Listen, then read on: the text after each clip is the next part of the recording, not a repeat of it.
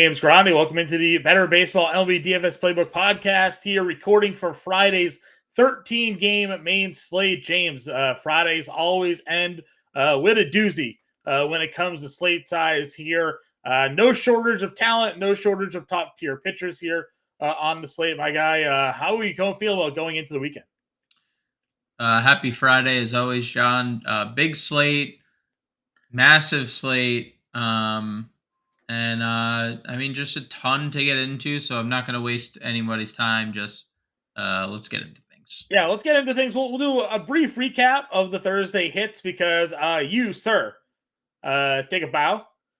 You were star of the night, top home run call of the night, pretty much across the board. Jose Ramirez, 3 home runs on the evening. So, congrats to you, my friend. Great call. I had him in my lineups. Hopefully, a lot of you guys out there in the FA Nation family had Jose Ramirez in your lineups there as well. As we broke down that 5 o'clock slate, Thursday main slate on the 5 o'clock live stream. So with that in order, James, let's go on over to Vegas. Like you said, we have a lot to talk about. Why don't you give us a quick highlight of the notable spreads and totals to pay attention to here? Yeah. So biggest favorite on the board is the Milwaukee Brewers minus 225. Some places even higher, up to 240 over the Oakland Athletics. Minus 200 is Atlanta as well. Those are the only teams with 200 on the money line. 170 is Baltimore at home against Kansas City. 165 is the Yankees with Garrett Cole head to mount against the Red Sox.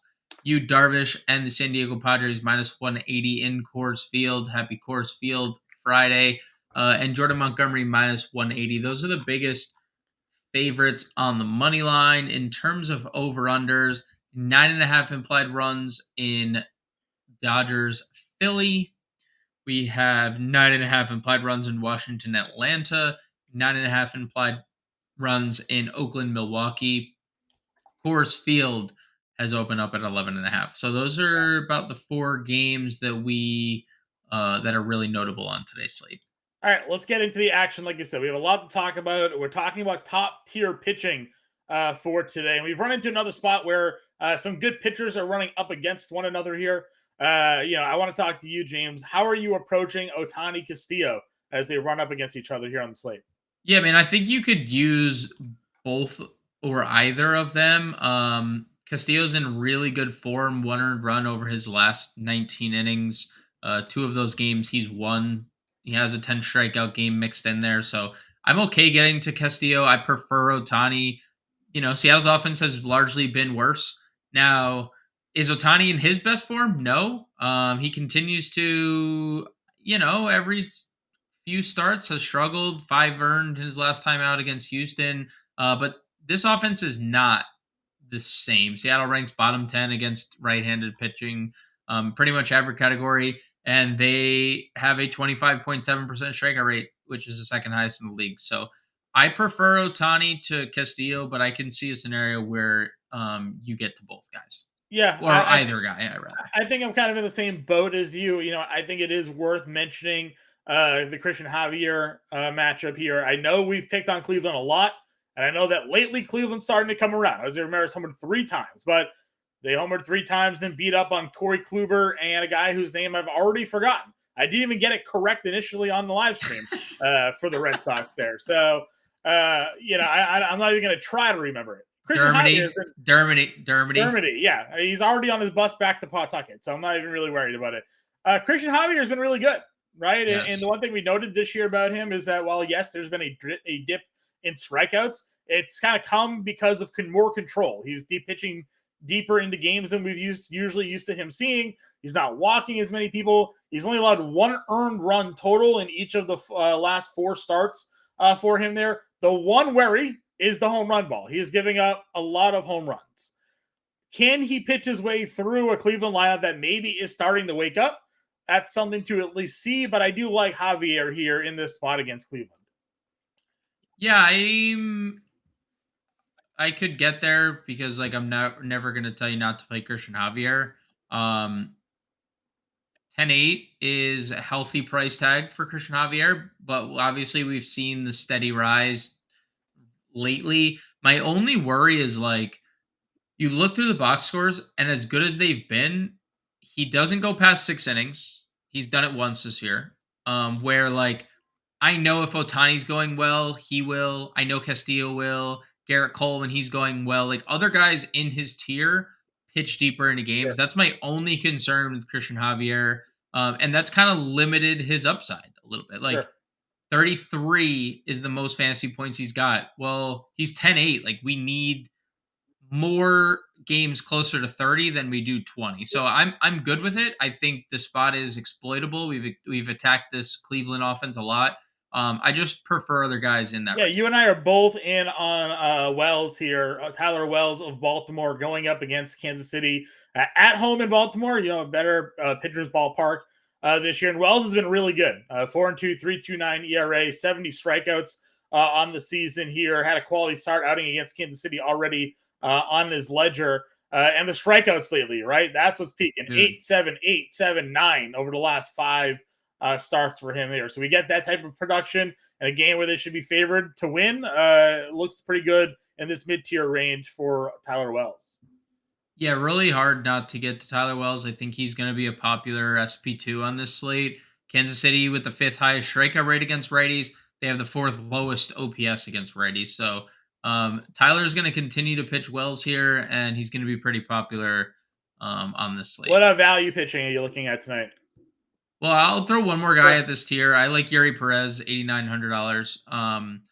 I get it that this is maybe getting a little tougher. The White Sox offense has been slightly better, but Yuri Perez continues to impress. Back-to-back starts where he hasn't allowed an earned run.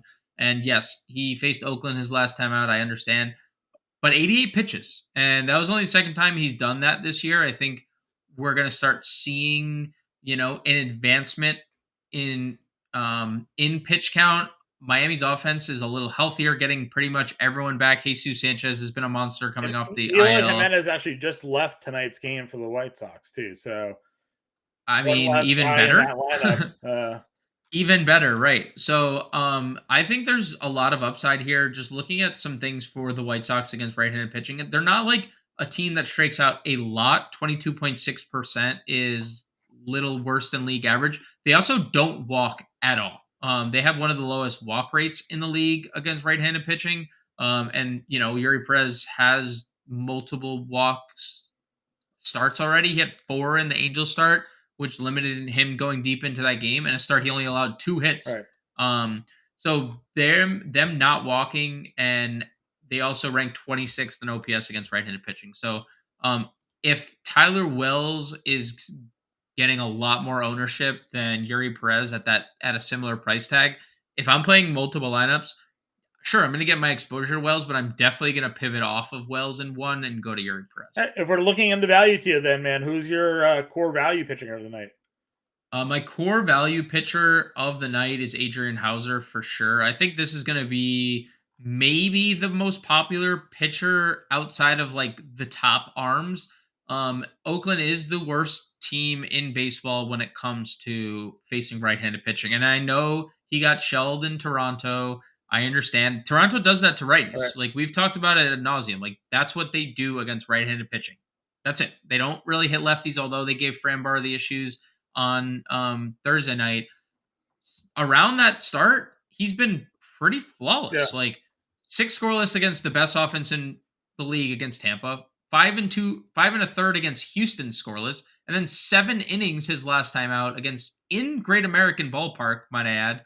7 innings, 1 run. Yeah. Like he's been really Good good. home The scores in strikeouts, two starts this year, but that goes back to a couple seasons. He's been really yeah. good in Milwaukee. I would say the one thing is the strikeouts have been a little lackluster, and by that I mean definitely lackluster. The ground balls have been amazing.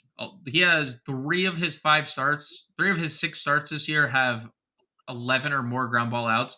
Every start this year has 7 or more ground balls. So he's keeping everything on the ground.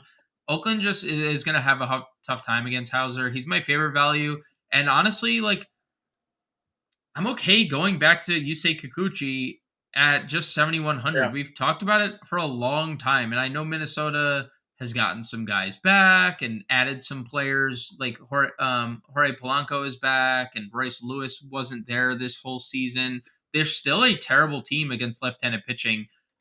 They have a 27.3% strikeout rate. Mhm. And Kikuchi, although he continues to be a liability when it comes to the home run ball, and that's what we worry about every single time he takes the mound, he misses Yeah. bats. He had 8 strikeouts against the Mets, a team that doesn't strike out a lot. He has 60 strikeouts in 61 innings this year. Like, he has strikeout upside. We just need him to keep the ball in the yard. How about one home run? Like, it doesn't seem like he's gonna get away scot free, like Yeah. he's gonna give up a home run. We just need it to be a solo shot, right? And this could be another outing where if he has the Mets start at 7,100, who he's gonna be 1/30th the ownership of Adrian Hauser for $1,100 more. So I would definitely take that. So I got Kikuchi and Hauser as my top two values. I like that a lot. What are your thoughts on the Braves pitcher here going up against Washington? Top one of their seemingly fast or rising pitching prospects in the organization. Dude, he's 20 years old. 20. Now it's appealing. There hasn't been a lot of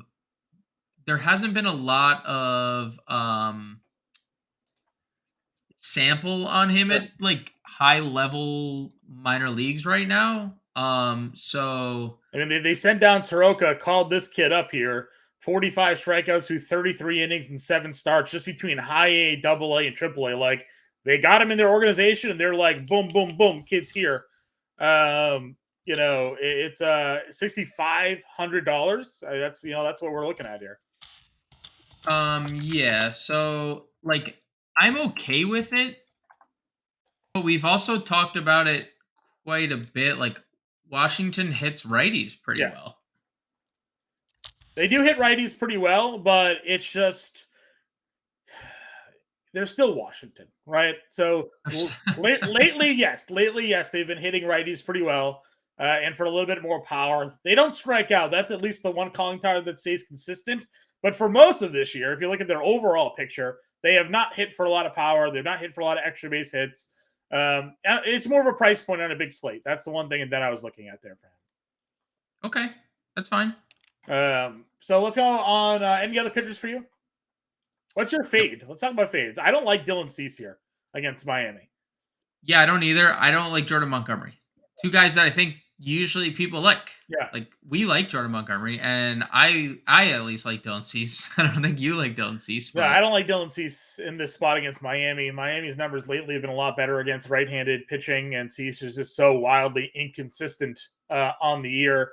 And I was, we'll talk about it. We'll get into it. I don't want to bury the lead here, but you mentioned Jordan Montgomery being a pretty big favorite, and my ears perked up as I don't really care for Jordan Montgomery this year. He's been kind right. of terrible. So if Yep. people are going to be in on Jordan Montgomery, I like to be a little different sometimes. I might Right. be going to the Reds in this slate. So Right. speaking of hitting, let's just get into it. Talk about your top hitters here in the infield. Yeah, we'll do the infield breakdown first. So WD Smith stood out to me first. He's been mashing lefties for 2+ years. And he had a home run the other day in Great American against a lefty. This year, 324 average, 4 home runs, 485 WOBA for Smith. So obviously, like, Ranger Suarez, not a guy who's allowed a lot of home runs, but 342 average, 930 OPS, 395 WOBA to right-handed bats this year. So I'll go there. I will also look at Manny Machado, who I think is starting to wake up quite a bit. 2 multi-hit games in his last 3. Since coming back, like has looked a little bit more like himself. I know he had the 3 strikeout game the other day, but he's just consistently been getting on base.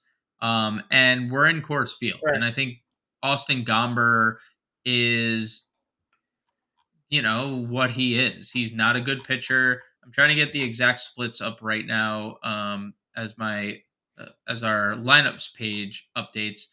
I mean, righties are hitting 294 against him, and they have an 890 OPS and a 382 WOBA. lefties are also hitting 333 against them with 1,000 Yeah, OPS, nearly 1,100. I mean, Machado, for what it's worth, John, this year against left-handed pitching, 388 average. He's just not hitting right. righties whatsoever. He hasn't hit any home runs yet, but 388 average going into cores against left-handed pitching. He's obviously seeing the ball a lot better there. So, I like Machado and I like WD Smith as my top two infield Yeah, options here. I'm just gonna go Reds infield here. I think they're all gonna be in play against Montgomery. Spencer Steers, $4,300, guy Sure. that's hitting lefties really well, really just hitting everybody really well. Tyler Stevenson, again, historically has hit lefties really well, coming off of a really good game a couple of days ago, 3 hits against the Dodgers. He had a home run 2 nights ago here, so starting to maybe break out of his little bit of a slump that he's got going on. And then, of course, you have their shortstop and second base. Another Jonathan India is expensive. I realize that, but you can certainly still get to him. $4,900 now, not over 5K anymore. And then Ellie Show fits in as a value play, but they're all in there. $3,700 now for Ellie De La Cruz. Sign me up, man. That guy Montgomery's been such a gas can this season. Uh, Yeah, it's sad. and a lot of the Reds, when we went over the whole Paxton argument that day, I was like, listen, you look at all the numbers for the Reds, they all hit lefties really well. That Yep. day they didn't until the end when they got Paxton out of that game, and then everybody kind of came through. But yeah, I like the Reds infield here. Also, like Paxton has been missing bats like pretty consistently Mhm. since he stepped on the Yeah, mound. Where like Montgomery doesn't profile as like a strikeout guy, right. so that's also not really in his favor. I agree on almost all the Reds. I think they're all firmly in play. Yep, I'm 100% there as well. What's your value infield? So I have De La Sure. Cruz. Obviously, I think he's an elite play. Miguel Vargas. We talked about it the other day, John, and we talked about the Dodgers just literally 360 change in their numbers against left-handed Yeah, pitching. But the one constant has been we're not looking for much from Miguel Vargas when it comes to like when he's just like a powerful dude. yeah. Like I know he only has 6 home runs on the year, but he has a 200 ISO against left-handed pitching, a 324 WOBA, but he homered the other day against a lefty. He's just kind of that guy, and he's always on base. He's always finding his way on base, even with a guy with a 233 average, nearly an Yes, 800 6 game OPS hit on the streak. year, So right. and a 6 game hit streak. Right. The Dodgers are obviously going to be an extremely popular stack. Yeah. Like that's just kind of what it is. And what we always talk Um, about is in order to pay up for those guys, you got to find the cheap. Now, yeah, you got Miguel Vargas here at $3,200. I like that. Chris Taylor is third base and outfield eligible. Another guy that yep. homered the other day and hits lefties really well, cheap, can find a way into that lineup as well. And I'll throw one more value out there. Cody Clemens of the Phillies, if he cracks the lineup, I assume he will. Michael Grove has been Yeah. awful for the Dodgers. This game does not surprise me that it has one of the highest implied totals. Lefties against Michael Grove this year, John, and you're gonna when we talk about the rest of these positions, you're gonna hear a trend Phillies. in what I talk about. Yeah. Lefties against Michael Grove this year, 385 average, 1100 OPS. It's almost a 1200 OPS and a 490 WOBA. He just allowed 2 home runs to Jake Bowers the other day. He allowed a home run to Judge in that same game. And you know what? Like Clemens, for what it's worth, 4 home runs and 76 at bats, a 331 WOBA against right-handed pitching. Like he's gonna hit it near the bottom of this lineup. Philly is incredibly expensive Yeah. once again, right? Like it's just they're a very expensive team to get to. It's a really good spot, but like Harper 63, Turner 56, Schwarber 56, Real Muto 51, Castellanos 49. Their first 5 hitters in the lineup are $4,900 or more. Stott and Marsh also 43, 41. Like the only way you can really afford this team is by playing someone like Clemens, who's $2,600 on Yeah. DraftKings. Now he's a first base eligible player that kind of stinks and kind of takes away like some sting from the position that we generally Yep. can find elite players at. But I think if you're playing Phillies, you can get to Clemens as a pretty solid value, and he can provide you with some home run upside. Yeah, I agree with you 100% here. I think for a value catcher play, Francisco Alvarez gets a lefty here. Dude, I know his numbers actually are better against righties this year, but 2 homers yeah. tonight. They're not going to play Omar Narvaez against a lefty, so Francisco Alvarez, who hit second, he's going to be a guy that gets into that lineup. If you're not spending up for WD, I think a lot of people just find themselves going to $3,500 and paying for Alvarez after the night that he's coming off there. So that's our infield look. Transitioning over to the outfield here, James.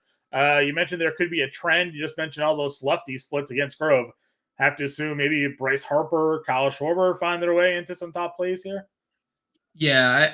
So like Schwarber's obviously like if you think he's gonna homer, by all means do it because that's the only way he pays off salary. He's hitting 184 against right-handed pitching, but he has 9 home runs and a 339 WOBA. Bryce is really where I'm centering in on 369 average, 455 WOBA against right-handed pitching this year, 2 home runs. Like guy is locked in against righties as ever. So Bryce Harper is definitely my top outfield. Schwarber's right there in the range, Yeah. right? Like he's in the ballpark because he has light tower power, and we know like he's a guy who has probably as many multi home run games as like anyone else in the league over the span of his career, Yeah. right? Like that's what he's done his whole career. So those two guys, and I really like Fernando Tatis. I'm also not really shying away from like Soto either. If you wanted to spend up on either Padres outfielder, considering Gomber's allowed lefties to hit 333 now. Soto hasn't been as good against lefties as he's been in years past. Just a 321 WOBA against lefties, but he has homered twice. Tatis, though, 5 home runs and 40 at Yeah. bats. So, I mean, every 12 at bats, he's hit a home, or sorry, math is hard. Every 8 at bats, he's hit a home Mm-hmm. run off of a left handed He's averaging a home pitcher. run almost 1 in every 4 games played. Almost 1 every 4 games played. 5 home runs, 300 average, 458 WOBA against Southpaws. So, um, really, it's the Phillies guys for me, and it's Coors Field heading to Tatis and Soto. Yeah, Coors Field for sure. I think that makes a lot of sense getting San Diego. And there, the Dodgers, they're going to be in play. I know we talked about JD Martinez, a lot of that damage, average wise against righties, but still good power numbers against lefties. Mookie Betts, he homered again the other day. Good power numbers there that you can kind of take advantage of for some top plays. I also kind of like Yoshida here. Garrett Cole, for whatever it is lately, the Red Sox tend to have his number. We didn't talk about Devers, but we know the history of Cole and Devers, basically, Yeah. calling him his daddy there at that point. They're going to be in Yankee Stadium. This is Yoshida's Yankee Stadium debut. And that wall is right there down the line. So I kind of like Yoshida here at 5,100 just for the home run call here tonight. Okay, I like it. I mean, Cole has just struggled against the Red Sox in general for Doesn't matter what since version of the arriving Red in the Sox are Yankees. out there. He just Yeah. seems to not live up to the moment there. So No, he has not. I do like Yoshida, and I like those other top guys there. If we're looking down into a mid-tier range, again, other guys that you find maybe just kind of plug and play into a lineup for you. Yeah, like Nolan Jones, $3,900, quite a bit. And I know Darvish is on the other side, but like this is Coors Field, and the Rockies kind of just tend to go overlooked. And not to say that they don't deserve it, but Nolan Jones on kind of a run right here. Back-to-back multi-hit games, 3 in his last 4, has stolen a base in 3 straight games. Also, in the midst of that, homered in one of his games, against the Giants there, and now up to 366 average on He the was a year. top Like, prospect for a while, dude, and then he got traded to Cleveland. I got traded yep. from Cleveland to Colorado. And Rockies are giving him an opportunity to play, and he's kind of living up to the prospect that he was looking like he could have been. Makes me wish I held on to that autograph rookie card that I sold earlier this summer. Maybe it'd be worth a few more dollars today than it was then, but Probably. but yeah, listen, I'm with you there. $3,900. I opened up the Yu Darvish player card, and you're like, John, don't do it. Because he hasn't. I Please mean, don't he do was it. good last start, but on the whole, this year. Darvish has not been, lights out. He's been hittable. So Yep. getting him in Coors here, I agree with you. I think is a pretty interesting spot there. Where else are you kind of paying attention to on this slate? Well, in the mid tier, I'll just throw one more name. We know Anthony Santander's pedigree against left-handed pitching, and I know Daniel Lynch has actually been like serviceable to start his 2023. I know he hasn't really pitched all that much, but Santander has just been pretty gosh dang good against lefties for the better part of his entire career. And despite like kind of struggling again this year overall, I mean, he's another guy that just like ends the year. He had like 30 whatever home Yeah. runs last year, and you're like, oh, all right, well, only 3 home runs against lefties this year, but 302 average, 426 WOBA. Like just another campaign of just Anthony Santander. A lot of guys in the Baltimore lineup profile well against left-handed pitching. This is an offense that's definitely struggling lately. Jorge Mateo was off to such a hot start to begin the year. Guys borderline unplayable now at this point. Yeah. Cedric Mullins is on the IL, so the offense certainly isn't as potent as it once was, but there's certainly guys in that lineup that you still need to be a little bit afraid of. I like Astory Ruiz again, just like why not? The guy has the ability to steal 3+ bags in the game, right? That's a game changer. Gets a righty on the mound, so he's certainly capable of taking off in those situations here at $3,400. We talked about the power upside with Sawinski. He's $3,400 as well from the going up against McGill here. I think there's some appeal for me in that matchup as well as we kind of work our way down into like the 3K and below tier. I've mentioned Chris Taylor already. I like Corey Dickerson in the middle of that Washington lineup. Again, he's cheap. He's got a little bit of pop in it, and he's basically a free square if you're looking to play Washington at all here against a righty. Sure, I mean he's just steady Eddie, Corey Dickerson. I like that, and I'll throw out just 2 names more: Jesus Sanchez. We mentioned we don't like Dylan Cease, and Joey Weimer has been on a different planet lately. Yes. Where's Weimer up at these days? Weimer 2,400. Yeah. And they're facing an opener, and then Luis Medina is coming in, and Luis Medina has not been good. So sneaky Brewers, John. I know they let us down all the time, but I just have to get that out there. They are a little sneaky. Give me your top stack of the day here. Top stack of the day is going to be the Philadelphia Phillies. Give me your contrarian stack of the day. Cincinnati Reds. Cincinnati Reds. I like that. I think while we're first look here, I'm definitely in agreement with you. I have the Dodgers as my top stack. Why not? They're rolling right now. I do like the Reds as the contrarian stack, especially once Montgomery. You told me how big of a favorite he was. I was in on that. But I also think that maybe Baltimore could be a little bit of a contrarian play here as well. Who's your star of the night? I'm going to go Bryce Harper. I think Bryce Harper is going to have a big night. Okay, and your home run call? Bryce Harper. I got Yoshida and I got Machado. Yoshida, my home run call, and Machado as my start of the night. I got about a minute or so left. Let's see if we can throw a lineup together here, James.